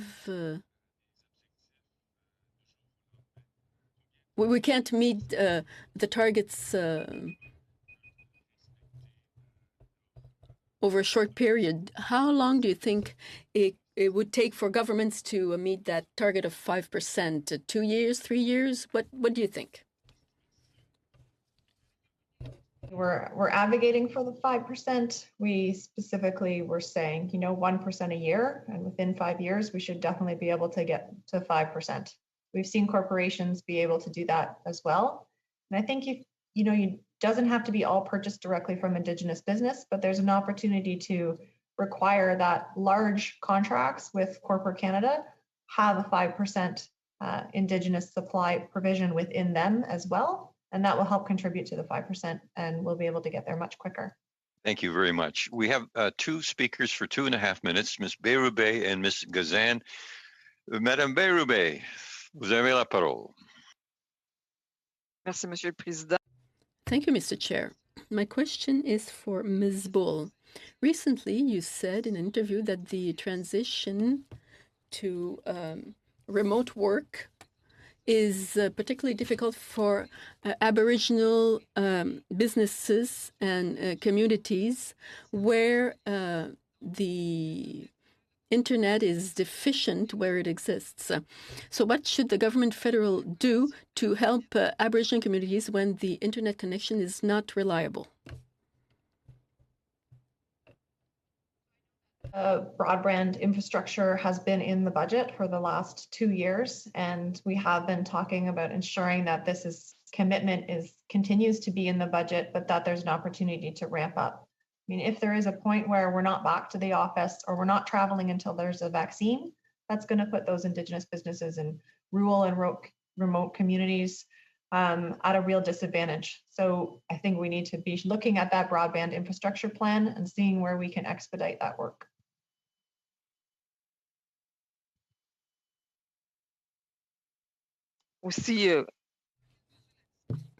To what extent the availability of a reliable internet connection could have an impact on the reopening of Aboriginal businesses? I think there's a real opportunity for us to be able to see some of the businesses that are in retail be able to pivot to an e-commerce platform. Shopify has been a real support of Indigenous business, but a lot of the businesses that I've been speaking with, smaller Indigenous-owned businesses, normally would sell their product at powwow or conferences or potentially through stores, and they're really having to pivot to an online shopping experience. So that is where it's very important for them to have good broadband. We even have a member that's just at Six Nations, not far outside of Toronto, on reserve, and they themselves has difficulty being able to be an e-commerce platform company. So I think that difference is going to widen the gap, and we need to make sure that we're really pushing so that those businesses can pivot to e-commerce. That brings us to time, Madame Bérubé. We have 2.5 minutes for Ms. Gazan. Thank you, Mr. Chair. My question is for Ms. Bull. How important do you believe it is for Indigenous businesses that the government prioritize Indigenous communities when it comes to critical infrastructure, especially as we begin to rebuild our economy post-pandemic? It's incredibly important, not just on broadband, but also if there's business owners who have then moved back into their home and they're in an overcrowded situation, If they're in an area where they don't have drinking water and a water advisory, and we're in a pandemic or moving out of a pandemic, potentially with the risk of a second wave, those people, I mean, just the Indigenous people in those communities are at a high risk. And if you're trying to also operate a business out of that space, you're definitely going to be at a higher disadvantage. So infrastructure is key. Thank you so much. My next question is for Mr. Michel. In your view, is the $17.3 million over 3 months for Northern Airlines sufficient? And what will the situation be like for Northern Airlines beyond this 3-month period? But beyond this 3-month period, it's very difficult to predict what the situation will be. Of course, their purpose is to have initiative to get people travel again. Either is it for tourism, mining exploration, construction, or environmental project. We think that the goal right now is to get the people travel again. So it's very hard to predict, of course, what the outcome will be. But our message is let's not spare any effort to get people travel again. So do you think the government could be doing more to support this essential service to ensure that you can continue functioning beyond the 3 months? Absolutely, because if our members do not receive enough support, again, we're going to fall back on the private sector to support the essential service, which is in the first place should not be our mandate. I completely agree with you. How much more time do I have, Mr. Chair? 5 seconds. Okay, that's No what time. I was. Okay. Sorry. I would say thank you then to the panelists. Thank you. We're at 5-minute rounds. Mr. Schmale, you want to bring forward a notice of motion matter. Would you allow Mr. Batiste to take your place, and then you can conclude the meeting up to time with that issue? Would that be okay? Yep, if the committee's okay with that, that's fine with me. Everybody wave, okay. Mr. Batiste, are you ready? Can you do your 5-minute round, and then we'll conclude with the motion? I had 5 minutes. Hello. So I just thought the discussion around procurement was a very interesting one, and as 5% as the baseline, can you elaborate about what that would mean to First Nations, what that would mean to communities if we could increase that? Are you asking? Who wants to speak to it? I was here listening it on the discussion. I think that said that was a great point. I think that this is the biggest opportunity for low-hanging fruit for the Indigenous community right now. The government for the past 30 years has been below 1% as far as the target, and mostly because it's a cultural change that's required in government. It's an alignment of all the departments, let alone going to the provincial and the municipal governments. It's a $1 billion opportunity at the federal level, and then when you take that to the municipal and the provincial, this is a huge opportunity. If we can get the managers that make those decisions at the local level to choose Indigenous, and then there's some consequences for not selecting Indigenous, then we're going to see a wholesale change and actual businesses getting into it. Because I used to work for Aboriginal Business Canada 20 years ago, and procurement was a big thing. But the whole thing was having Indigenous businesses see value in doing it because they got no's at every single time that they tried. So if we can turn it into yeses, then you'll see a wholesale change, and you'll see the 24% that Tabitha was talking about. They'll come out of the woodwork and they'll meet the needs. Can either one of you speak to the what do the numbers look like on procurement on reserve? I mean, I know that some communities have capacity with their own development companies, and others don't across Canada. I'm just wondering if you guys have any knowledge of the research that would say that by increasing procurement everywhere, that it would increase capacity on reserve as well. So we've done a few studies, and some of our corporate members have done some studies on the impact of procurement from Indigenous business on the neighboring community. So Suncor, again, as an example, based on their procurement, so they're purchasing about $650 million from Indigenous business, as well as Imperial Oil in the Fort McMurray region. And Fort McKay First Nations annual salary is closer to $75,000 a year. The people in that region versus the average salary in Alberta, which at the time of the study was closer to 35 or 40,000. So we really see a real direct impact on the community. And I spent some time with Mark Little when he was the COO, and we met actually with a number of ministries, and he said it really made a difference for him to know that that's where the money was being spent. When he went to the community, he could see a new elders facility or a water treatment plant, and knowing that the money is going back into the community and not, in his words, to somebody's golf course membership, made a difference to him as a social responsible business owner. And we also see, from Indigenous business, then they're able to still be able to keep with their traditional ways as well. So being able to do seasonal work so that they continue to hunt and fish when they want and need to. That's a real benefit to those communities as well from a cultural point of view. I also think that there's a bit missed opportunity in communities specifically. You'll have a First Nation Economic Corporation that has the ability to build a water treatment plant, bid on a project, and not win that contract because of the processes and the eligibility requirements right now on procurement. So we need to change the whole process to ensure that if we're going to be targeting a certain percentage of Indigenous businesses, that we make it so that they're able to be awarded the contract with a scoring system, social impact, metrics. There's a wholesale change that needs to happen because the current system is not working. Okay, so during COVID, we've seen a lot of different programs based on trying to make sure that businesses are able to access capital through interest-free loans, through forgivable loans. What opportunities are there for First Nations businesses moving forward in terms of how do we move forward? Are some of these loans something that would be benefits to Indigenous business, and what is the actual capacity for Indigenous business right now to borrow at reduced rates? Just 20 seconds. Go ahead. So we'll be launching the emergency response program. It's going to be $30,000 loan with a $10,000 non-repayable portion.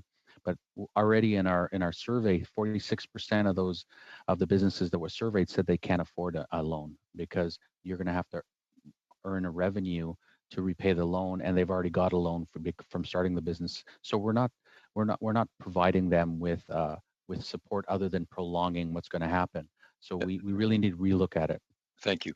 Mr. Schmale, you're next. I have a point of a hand up from Mr. Fergus. A point of order, Mr. Fergus? What is? Oui, c'est un point de privilège, monsieur. It's a point of privilege. I'm sorry. In front of the witnesses and certainly in front of my colleagues, normally when I begin speaking, I recognize that we are on unceded Algonquin territory of the Anishinaabe Nation, and I forgot to mention that this time, and I'm sorry, and I would like to mention that for the witnesses today.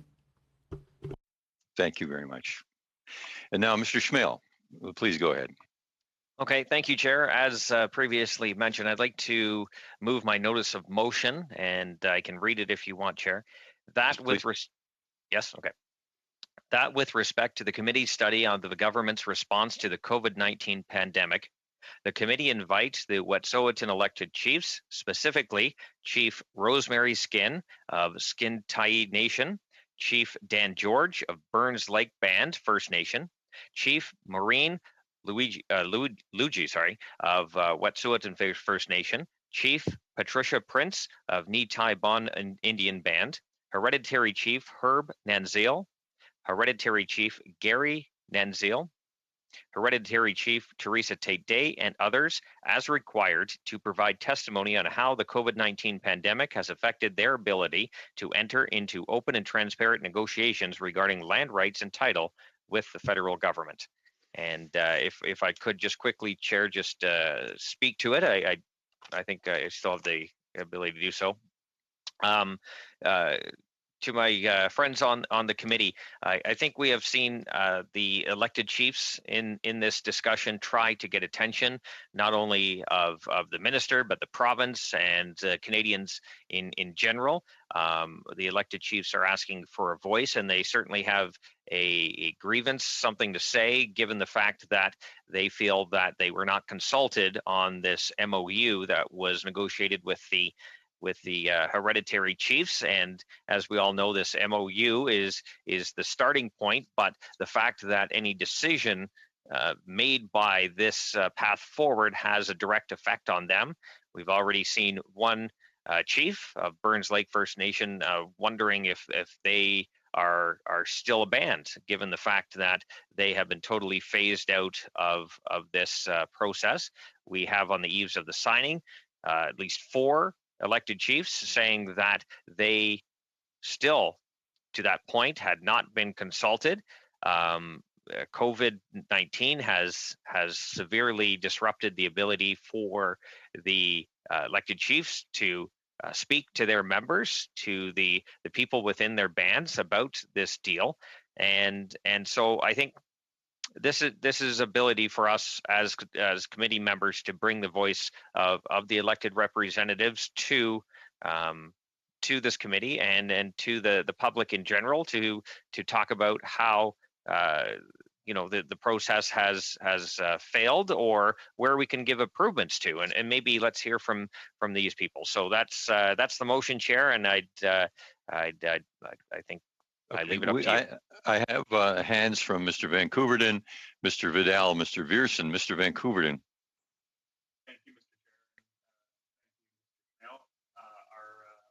My colleagues and I Can't hear you. Sorry, I was on coffee mode. Thank you, Mr. Chair, and thank you, Mr. Schmale. My colleagues and I are on record, and while we are interested in hearing from everybody, we will be voting against this motion. Mr. Vidal. Thank you, Mr. Chair. I'd make a couple quick points in the context of it seeming apparently insincere to me to claim that this isn't a COVID-related matter. When I asked Mr. Bennett on May 21st in the COVID virtual committee why she proceeded to sign the MOU after a number of factors that I listed, her response, and I'm just going to briefly read the end of it, but because of the beginning of the COVID-19 outbreak, it was impossible to do that in person, she suggested on May 21st. On May 22nd, respectfully, my colleague, Mr. Van Couverden, in response to Ms. Kakak's motion, said, while our side disagrees somewhat with the framing, we strongly agree with the premise and the importance of transparency for Indigenous communities and indeed all Canadians. With those two things framing my response, I think it's important that we really desire to be open and transparent as we consider these things. And if we're not willing to do so, then I guess I would have to ask the question, what actually are we trying to cover up? What are we trying to hide here? If we're not willing to be open and transparent, what are we covering up?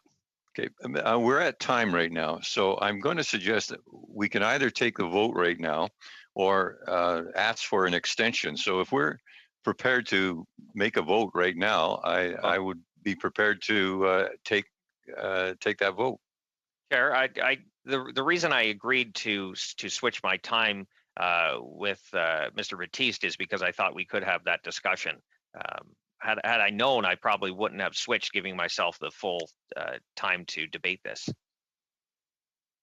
Well, I was trying to be as generous as possible. You had more than 5 minutes left on your time. We're at time right now. I'm once again prepared to take the vote do we have unanimous consent to continue past the hour? Yes? Yes, I would. Yep. Thank you. Okay, so therefore we will continue. And on my speakers list, I have, that was a point of order intervention. So I believe I have Mr. Viersen and Mr. Zimmer. Thank you, Mr. Chair. I just wanted to echo my colleague, Mr. Vidal's comments about it seems kind of inconsistent. We've passed the NDP motion looking into the blue tents. This as well seems to be kind of quite a pressing issue, and also an issue of transparency. I would expect the Liberals to support this, and I'm amazed that they're not. Those are my comments, and I will be supporting this motion. Mr. Zimmer. I guess I just am concerned with Mr. Vancouverden's comments that he's going to oppose it even before the discussion has been finished. And I would just ask Mr. Vancouverden, have you been told how to vote on this particular issue? I think the issue that's in front of us is the Wet'suwet'en MOU. That's basically the question, the motion that Mr. Schmale has put forward.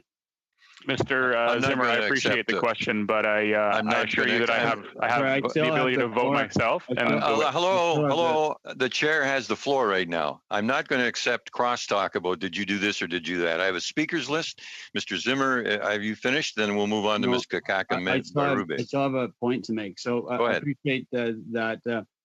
I guess I've been hearing comments that from the Wet'suwet'en elected chiefs have been contacting me, as many others on this committee, to have their voice heard on the MOU. Clearly, this MOU was done under the cover of COVID. The minister has not rescinded the MOU. She has she's been asked to resign by the elected chiefs of the Wet'suwet'en. To me, I think. Even just to have a discussion on the MOU about and to hear from the Wet'suwet'en people themselves.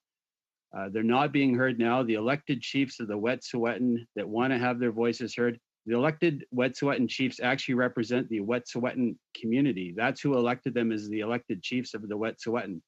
And if we're not prepared to hear the voices of the Wet'suwet'en people here today at INAN committee, my goodness. It baffles me why you don't want to hear from the Wet'suwet'en people and their points about the MOU and around COVID. It just it baffles me. Okay, thanks, Mr. Zimmer. Ms. Kakak, Madam Berube, Madam Gazan is next on our list. Ms. Kakak. Matna, thank you, Chair. This situation is already very complex and very divided. Adding another layer of complexity, so to speak, I don't think is beneficial for anyone. NDP will be voting against this as well. Thank you. Madam Berube.